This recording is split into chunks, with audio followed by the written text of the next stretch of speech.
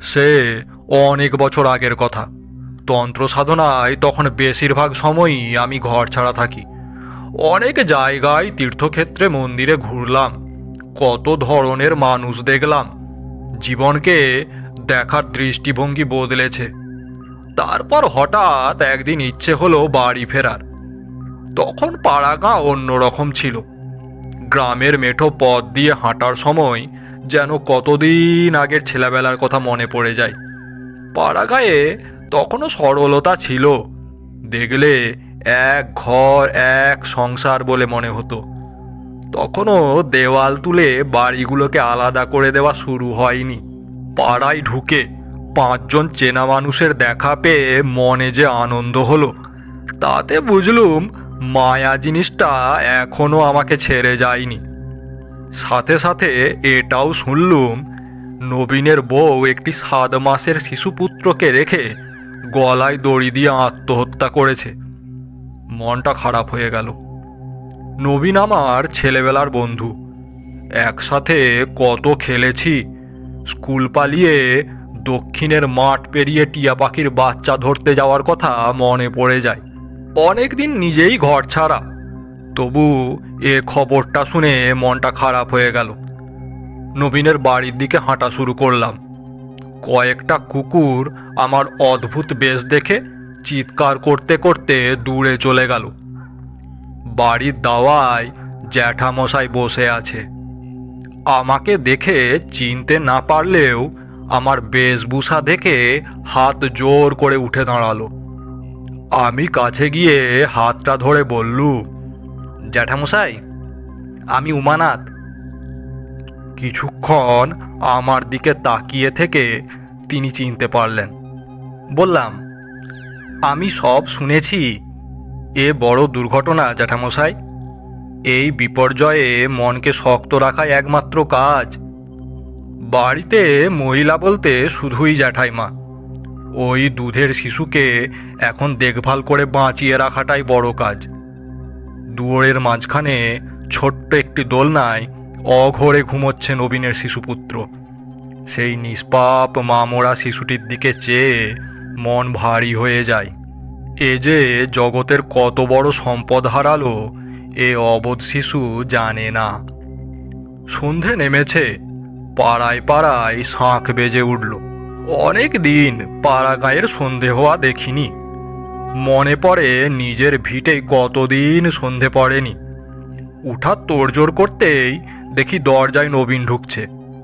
আমাকে দেখে প্রথমে থমকে দাঁড়ালেও নিজেই বুঝতে পেরে এগিয়ে এলো। কাঁধে হাত রেখে বললুম, মন শক্ত কর, এ শিশুকে মানুষ করতে হবে তো। আমি বাইরে চলে আসছি এমন সময় নবীন দরজার বাইরে বেরিয়ে এসে আমাকে ধরল। তারপর বলল, আমি বড় বিপদে আছি রে, আমায় বাঁচা। তুই তো সাধু মানুষ, কিছু করতে পারিস না? জন্ম মৃত্যু কি আর মানুষের হাতে আছে রে? নবীন গলাটা নামিয়ে বলল, আমার বউ মিতালিকে এ বাড়িতে দেখা যায়। তুই দেখেছিস? পারলৌকিক কাজকর্ম তো সবই হয়েছে। হ্যাঁ, তা হয়েছে, তবু গলায় দড়ি দিয়ে আত্মহত্যা। সেদিন ঘরের পিছনে রাখা বাঁশের টুকরোগুলো জ্বালানি করব বলে গুছিয়ে রাখছি। সন্ধে নামছে যেই হঠাৎ মনে হলো ডোবার ঘাট থেকে একজন মেয়ে উঠে বাড়ির পেছনের বাগানে ঢুকে গেল। চলে যাওয়াটা অবিকল মিতালির মতো। এটা আমার চোখের ভুলও হতে পারে, কিন্তু সেদিন বাগানে তন্ন তন্ন করে দেখেও কাউকে দেখতে পাইনি। হঠাৎ হঠাৎ আমার ভয় হলো, গা শিরশির করে উঠল। আমি নবীনের চোখে আজকেও সেই ভয় দেখতে পেলাম। বললুম, ভয় পাস না, আমি দেখছি কি করা যায়। জ্যৈষ্ঠের গুমোট গরম যেন জট পাকিয়ে আছে। ঘরের পিছনে একটানা ঝিঁঝির আওয়াজ চারপাশ নিশুতি করে তোলে। নবীন আমায় ছাড়তে চাইল না। বললাম, আজ এতদিন ঘর ছাড়া, একবার নিজের পিতৃপুরুষের ভিটেতে পা তো রাখি।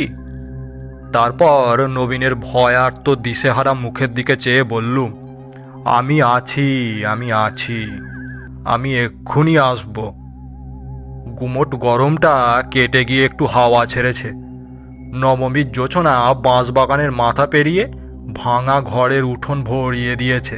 নিজের আজন্ম পরিচিত বাড়িতে বসে চেনা কাঠগোলাপের গন্ধে মন অন্য জগতে চলে যায়। নিজের কিছু কাজ শেষ করে আবার চললাম নবীনের বাড়ি।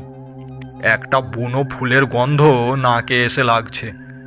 জোছনার আলো আঁধারিতে নিঃশব্দ পথ হাঁটা, শুধুই ঝিঁঝির একটানা ডাক শোনা যায়। নবীনের বাড়ির কাছাকাছি আসতেই কানে আসে শিশুটির একটানা কান্নার আওয়াজ। আহারে, বড় মায়া হয়, বুকের ভেতর টন টন করে ওঠে।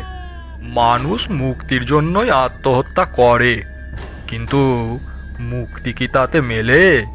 ফেলে আসা কাজের জন্য বুকের ভেতর মায়া বাড়ে, মানুষের মরেও মুক্তি মেলে না। হঠাৎ মনে হলো একটি ঘোমটা টানা বউ নবীনের বাড়ির পেছন দিকের বাগানের দিকে চলে গেল। আমার মনে পড়ল নবীনের কথাটা মিথ্যে নয়, মায়ের মন, হোক না সে মৃত। বাড়ির ভেতর নিশুতি যেন চেপে বসেছে। থেকে থেকে একটানা শিশুটির কান্না বুকের ভেতর পর্যন্ত নাড়িয়ে দেয়। দুয়ারে বসে নবীনের সাথে গল্প করছি, হঠাৎ চোখ পড়ল শিশুটির দিকে।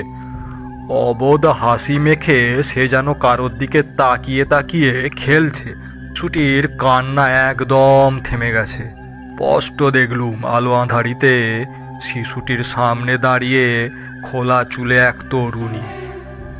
কতক্ষণ তাকিয়েছিলাম জানি না, একটা বিড়াল হঠাৎ চিৎকার করে ডেকে উঠে ঝাঁপিয়ে পড়লো বাইরে। সে চিৎকারে কি রাগ, কি ভয়! বিড়াল অনেক কিছু দেখতে পায় যা সাধারণ মানুষের চোখে পড়ে না। শিশুটিকে নিজের কাছে নেওয়ার জন্য শিশুটির মৃত মা ওত পেতে আছে। মায়া এমন বীভৎস, না দেখলে বোঝা যায় না।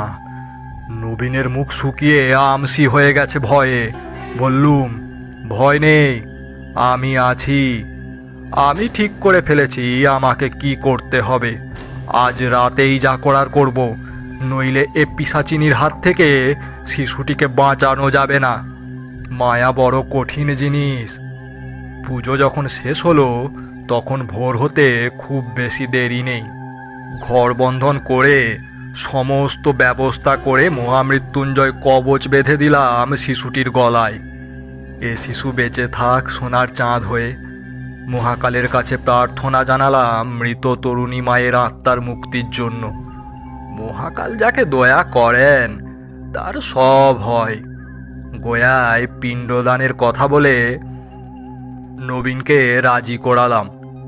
সেও স্ত্রীকে ভালোই বাসত। তার জলে ভেজা চোখের দিকে তাকিয়ে আমার মতো সন্ন্যাসী বিভাগী মানুষেরও বুক ভার হয়ে আসে। বললাম, তারপর?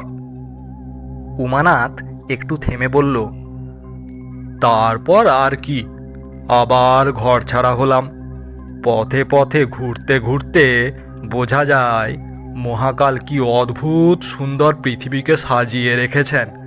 সে সৌন্দর্যে মোহ নেই, আছে অনাবিল আনন্দ। যারা দেখার ঠিকই দেখে।